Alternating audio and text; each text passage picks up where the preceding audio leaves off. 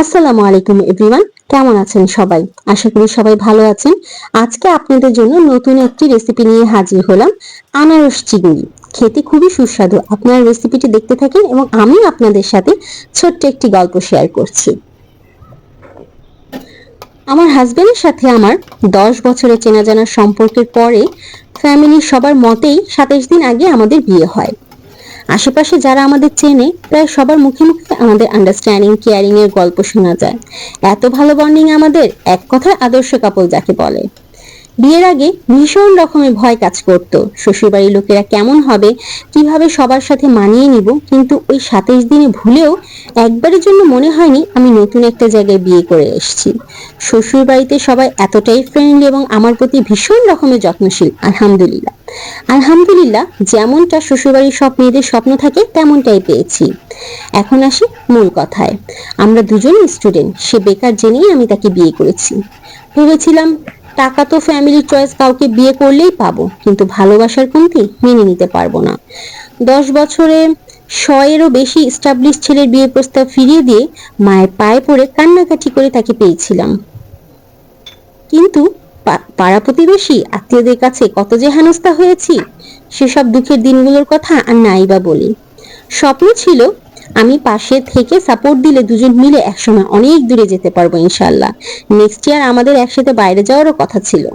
সপ্তাহখানেক আগে আমি বাপের বাড়িতে দুদিনের জন্য বেড়াতে গেলে আমার ননদ রাত্রিবেলা দেখতে পায় আমার হাজবেন্ড ভিডিও কলে একটি মেয়ের সাথে কথা বলছে। প্রথমে সে ভেবেছিল আমি, কিন্তু পরে দেখি যে সেম টাইমে আমি আমার শাশুড়ির সাথে ফোনে কথা বলছি। পরে সে আমাকে কল দিয়ে হঠাৎ করে বাপের বাড়ি থেকে চলে আসতে বলে। আমিও ননদের কথা মতো হুট করে পরের দিন চলে আসি। সে আমাকে সবকিছু জানায়। আমি বিশ্বাস না করাতে সে কসম করে বলে যে নিজের ভাইয়ের উপর এমন মিথ্যাচার সে কেন করতে যাবে। সেও একটা মেয়ে, আমিও একটা মেয়ে, তাই সে চাচ্ছে না যে আমার সংসারটা ভেঙে যাক। এই জন্য দায়িত্ববোধ থেকে আমাকে সতর্ক করছে। তার কথা মতো আমি আমার হাজবেন্ডকে ফলো করতে থাকি এবং কিছু না বলেই পরদিন সে যখন মোবাইল চালাচ্ছিল তখন তার হাত থেকে মোবাইল ফোন হঠাৎ টান দিয়ে নিয়ে নিই। সে মোবাইলের জন্য আমার সাথে অনেকক্ষণ টানাটানি করার পরে এক পর্যায়ে আমি তাকে মোবাইলটা ফেরত দিয়ে দিই এবং সে রেগে গিয়ে আমাকে কি সন্দেহ করছো এই বলে মোবাইলটা এক আছাড়ে ভেঙে ফেলে। 10 বছরে এই প্রথম আমি তাকে কসম করাই আমি ছাড়া তার লাইফে কোনো মেয়ে আছে কিনা, ছিল কিনা। সে সবকিছু কসম নিয়ে অস্বীকার করে। আমিও তাকে বিশ্বাস করে সবকিছু ছাড় দিই এবং মনে মনে ননদকে ভুল বুঝতে থাকি যে ওর কথায় শুধু শুধু হাজবেন্ডের শখের ফোনটা ভেঙে ফেললো। শখের জিনিস, তাই এই জন্য নিজের মধ্যে গিল্টি ফিল হতে থাকে যে আমার সে সামর্থ্য নেই তাকে সেম আরেকটা নতুন ফোন কিনে গিফট করব।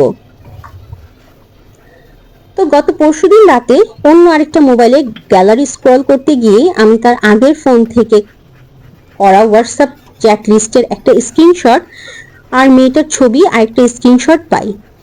সেটার সাথে সাথে আমার হোয়াটসঅ্যাপ নাম্বারে ছেড়ে দেই। তখন আমার হাজবেন্ড পাশেই ছিল আর সেটার সূত্র ধরে আমি তার সাথে কথা কাটাকাটি করি। সে প্রথমে স্বীকার যায়নি, পরে আমার কান্নাকাটি দেখে স্বীকার যায় যে তার ওই মেয়ের সাথে প্রায় 3 বছর ধরে সম্পর্ক আছে এবং তাদের মধ্যে বহুবার শারীরিক সম্পর্ক হয়েছে। মেয়েটা বছরখানিক হলো কন্ট্রাক্ট ম্যারেজ করে দেশের বাইরে চলে গেছে, ওখানে গিয়ে আরেকটা বিয়ে করেছে এবং তার স্বামীও আছে। ছবি চ্যাট লিস্টের স্ক্রিনশট গুলো রিসেন্টলি আলাপের, সেখানে আমার হাজবেন্ডের কোনো মেসেজ নেই। বিয়ে করেছি বলাতে মেয়েটা ইমোশনালি ব্ল্যাকমেল করছে এমনটাই মেসেজ পড়ে বুঝলাম।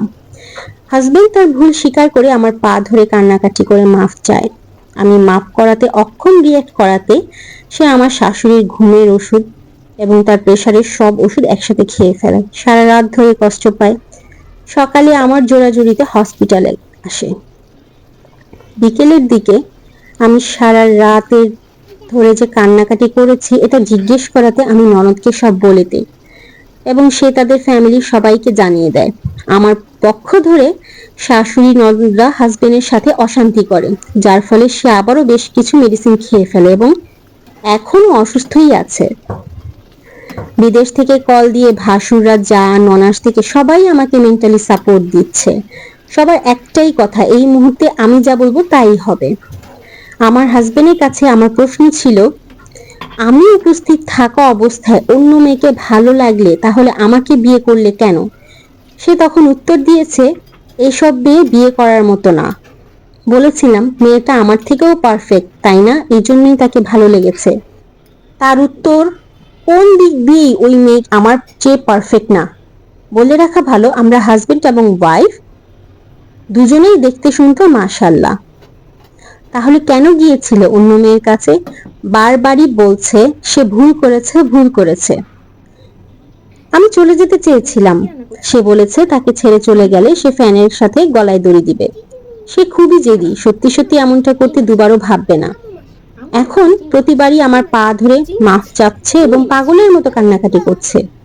আমি ক্ষমা না করলে শেষ পর্যন্ত পা ছাড়বে না বলে মাটিতে বসে ঘন্টার পর ঘন্টা পাগলের মতো কান্নাকাটি করছিল। পরে আমি তাকে মাফ করে দিয়েছি সেটা বলেছি ঠিকই, কিন্তু আমি তাকে মন থেকে মাফ করতে পারিনি। সে আমার হাত ধরলেও মনে হচ্ছে আমি নিজের হাতটা নিজেই কেটে দিই। যেই হাত দিয়ে সে অন্য নারীকে স্পর্শ করেছে সেই হাত আমার গায়ে কেন পড়ছে? তার দিকে তাকালেও আমার মায়া কাজ করছে না। রাগ লাগছে, নয়তোবা কান্না পাচ্ছে। বারবার মনে হচ্ছে মাথার উপরে ফ্যানের সাথে লটকে যাই, নয়তো ছুরি দিয়ে নিজের গলা কেটে ফেলি, নয়তো হাতে রক কেটে দিই, অথবা এক দৌড়ে বাসা থেকে বেরিয়ে গিয়ে ট্রাকের নিচে চাপা পড়ি। বারবার খালি মনে হচ্ছে এত ভালোবাসার পরও আমার মাঝে কিছু তো একটা কমতি আছে। নিজেকে খুবই নগণ্য মনে হচ্ছে। উচিত অনুচিত কিছুই বুঝতে পারছি না। যত্ন করে ঠকিয়েছে আমায় সে। পুরো চিঠি, নাম প্রকাশে অনিচ্ছুক। প্রত্যেকটা মানুষেরই জীবনে ছোট বড় গল্প থাকে। প্রকাশ করলে জানা যায়, না প্রকাশ করলে কেউ জানতে পারে না। দূর থেকে দেখে মনে হয় সবাই ভালো আছে, আসলে কেউ ভালো নেই, ভালো থাকার অভিনয় করে।